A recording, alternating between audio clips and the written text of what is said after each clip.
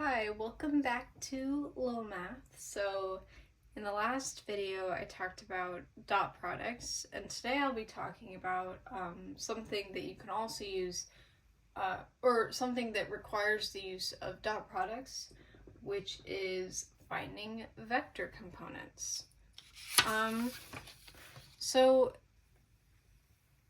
in math, but also in physics and stuff, sometimes it's helpful to know like the full vector, right? But sometimes you need to know what direction or what is the value of a component in a certain direction, right? So you have, I'm just gonna do it the easy way, which is in the xy plane. Say you have this vector A, and it's helpful to know the full vector, but say you want to know what specifically is the component that is going in the x, along the x, right? Sometimes you want to know that. And so that is what we'll be looking at today, is how to find that, and how to find not only components along unit vectors, which is what this would be, but also components along other vectors. So just to see that visually, I'm trying to think of how to draw this. Like, we have vector, the component of vector, or I'll extend that. This is vector A. Say we want to know how much along, what is the vector B component of vector A? So what is this value? Which can be helpful when your vector doesn't align as neatly with unit components, or you need to know the value of a vector in relation to another one. So first we're going to be doing the components of a vector along a unit direction. So that's the little u hat is our unit vector. And so this is the pretty easy one, right? It's what this situation is. We have vector A, and this is some unit vector. So it'll be like 1 in this direction, right? And we want to know how many unit vectors compose this portion of A. We don't care about this portion, we just want this one at the moment.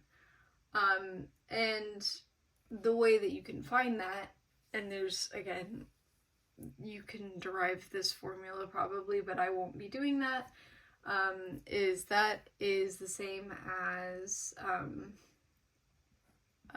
taking the magnitude of A times the cosine of theta. And that's because really what you're doing is doing the magnitude of A times the magnitude of that unit vector times cosine of theta, where this angle is theta. But if you take the magnitude of a unit vector, well, by definition, a unit vector, like let's say the unit vector for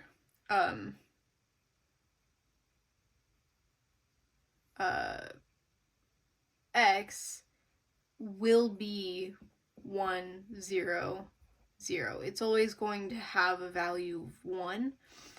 So if you take the magnitude of that, well, you're just doing 1 squared plus 0 squared plus 0 squared, which is just 1 square root of 1, which is just 1. And if you're multiplying this all, like this u hat will equal 1 because it's a unit vector, and that's just how that works no matter where the one, like, that's just what it'll be. So you can just write it as the magnitude of A times cosine of theta. Which this, if that looks familiar, that's because that's the same as taking the dot product between the vector A and the unit vector. So as I said, that's pretty simple to do, right? But there are a lot of cases in which you are not finding the components along unit vectors. It would be lovely if that's all you had to do in math, but alas, it is not. And so it's also helpful to know the component of, say, A along B. So, and there's a separate formula for that. Again, this one could probably be derived, I'm sure it does, but I will not be doing that.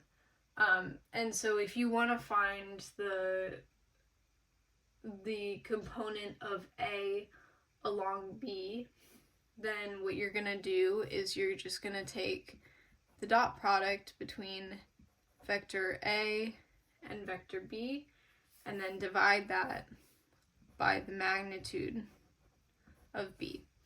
And so what that looks like is, again, this will look like a unit vector because I'm going to draw it horizontal, but just know that B is not, in this case, like this whole image that I'm going to be making could be shifted.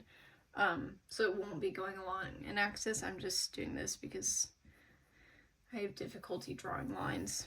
So basically what this is saying is, say you have two vectors, right? You have vector A and you have vector B. Now, again, if you were making this in a coordinate, maybe this looks like this is A, this is B. You want to know what is the value?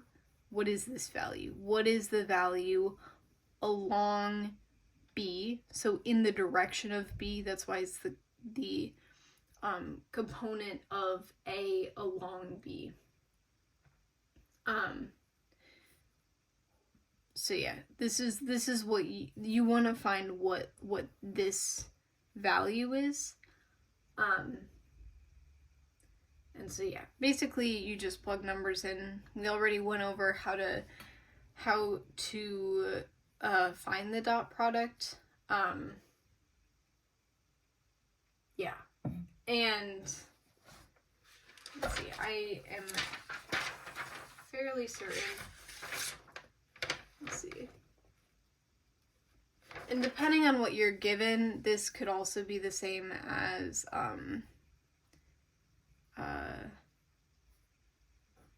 A cosine of theta. This is just depending on what you're given, right? If you're given the magnitude of B, or say you're given the coordinates of the vectors A and B, then you would solve it this way. But if you're given, say, the magnitude of A and the angle, you'd solve it this way. And this is the same because remember that we have the two ways of finding the dot product. And so this part can be rewritten as the magnitude of A times magnitude of B times cosine of theta. And obviously if you're dividing that by the magnitude of B, those two cancel out, so you just get magnitude of A times cosine of theta. So that's just like, they both work, it just depends on what you're given. So yeah, hopefully that made sense. Thank you for listening to my explanation of vector components. Yeah.